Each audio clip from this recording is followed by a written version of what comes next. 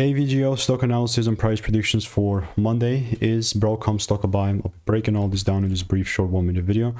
Ultimately, looking at this, is such a beautiful bullish market, and I'm not just gonna randomly buy though, although it's technically a good bullish market. It's still, timing is crucial.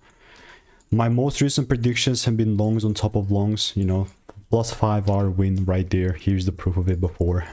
If not, it was 166. I was aiming for 250 4 months ago, 1st of April. That delivered. And now, it's the very same thing. Like, I have my demand zone.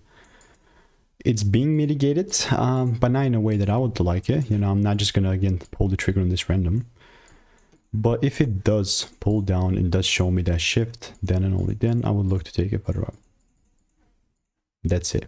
Other than that, me randomly buying will just not be happening. So all I'm doing in the meantime, just waiting for rules to be met. So if you want to stay tuned and get my money making emails and insights, click the first link in the description and I will continue to keep you updated. Goodbye.